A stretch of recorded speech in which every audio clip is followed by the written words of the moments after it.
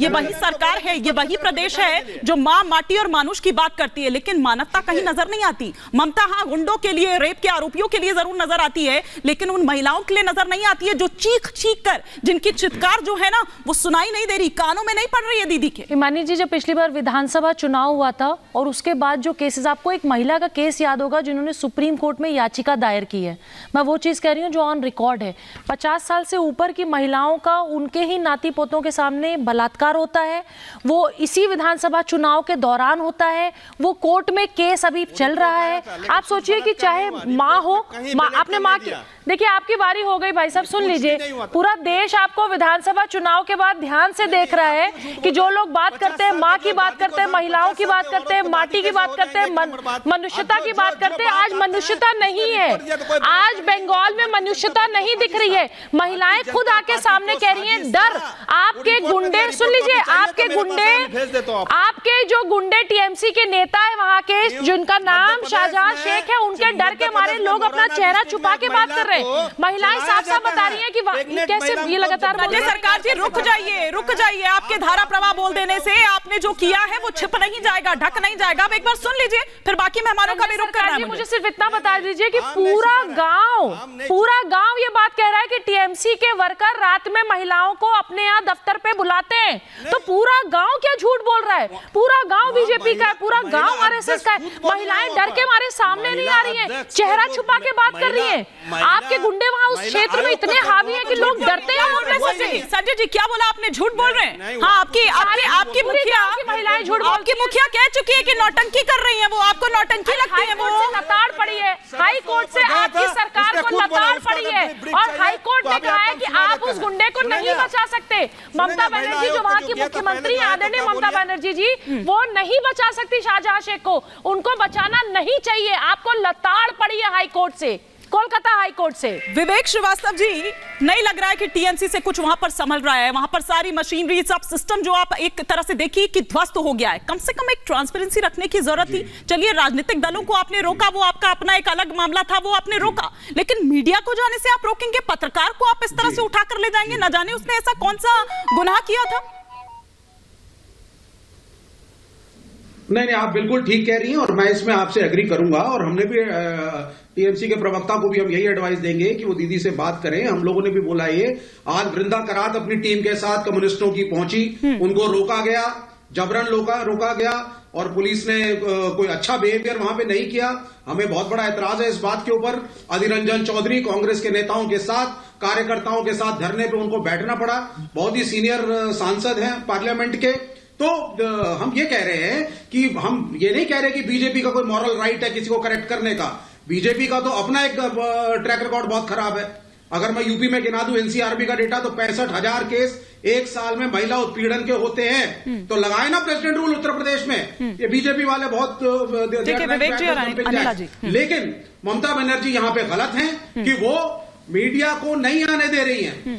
आपको प्रतिद्वंदियों को नहीं आने देना है, बीजेपी को नहीं आने देना है, वो आपका एक टेक है। अगर आपको लग रहा है कि लॉ एंड ऑर्डर आपका खराब हो सकता है, every person from the media should be allowed transparently.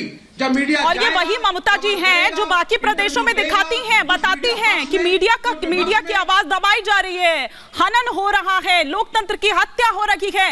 अपने यहाँ से टीम भेज देंगे, यूपी के हाथरस हो। हमने कल भी, हाँ, हम लोग अर्नब गोस्वामी के साथ इस मामले में खड़े हैं, रिपब्लिक के साथ पूरा ऑपोजिशन है इस मामले में कि जिस पत्रकार को कल पकड़ा गया, मैं लाइव देख रहा था, मैं जुड़ा हुआ था आपके चैनल पे उस वक्त। We are with Arnab Goswami, we are with Republic, opposition stands with the journalists. ये बड़ी क्लियर सी बात है। आप ऑपोजिशन को रोकिए, भाजपा को रोकिए, हमें रोकिए अगर आपको लग रहा खराबी है, लेकिन मीडिया को अगर आप रोकेंगे, जो चौथा स्तंभ है इस देश का, तो ये बात बर्दाश्त नहीं की जाएगी, बिल्कुल नहीं की जाएगी। और इसमें सारी पार्टियों को एकजुट होकर के बोलना चाहिए। ठीक है अनिला सिंह जी, एक तो वो आरोप जो यहाँ पर विवेक श्रीवास्तव जी आप पर लगा रहे हैं, और साथ ही साथ ये कि एनसीडब्ल्यू की रिपोर्ट जो कह रही है वो कहीं ना कहीं मुश्किलें बढ़ाती हुई नजर आती है ममता बनर्जी की सरकार की। 356 की जो बात की जा रही है और तमाम बातें जिनका रिपोर्ट में जिक्र किया गया है।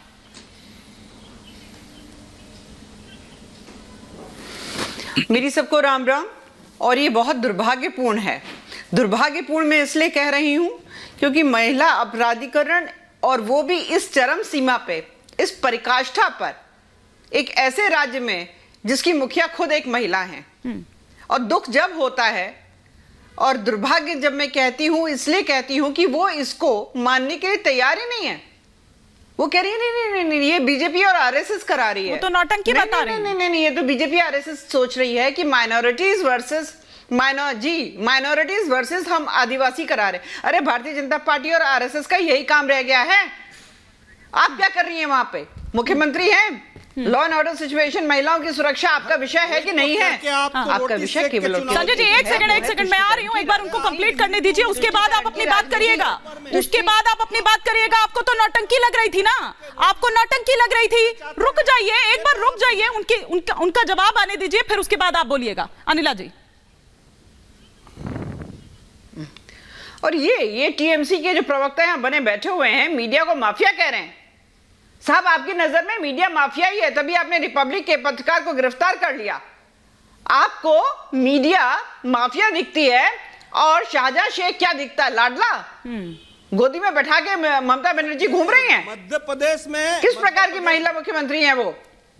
आप आदिवासियों दलित महिलाओं पे जिस प्रकार से अत्याचार वहां के लोग कर रहे हैं, दिखाई नहीं देता, आंखों पे पट्टी बांध के बैठे हुए हैं। हमारे यहाँ तो एक चीज मैं आपको बता दूं, नरेंद्र मोदी जी ऐसे प्रधानमंत्री हैं जिन्होंने एक आदिवासी महिला जो बिल्कुल हम्बल बैकग्राउंड से आ रही हैं, आज वो राष्ट्र की राष्ट्रपति हैं। और आपके राज्य में जो आदिवासी महिलाएं, उनके साथ किस प्रकार का व्यवहार हो रहा है? मैं सुन रही थी विवेक जी को। उत्तर प्रदेश, इन्होंने अपना स्टीयरिंग व्हील जो है उत्तर प्रदेश की तरफ घुमा दिया। करके प्लीज आप अरे उत्तर प्रदेश में कंपैरेटिव एनालिसिस कर लीजिए और पता चल जाएगा कि पहले से कम कितना कम हुआ है। एक करके प्लीज, नारी अपराधीकरण।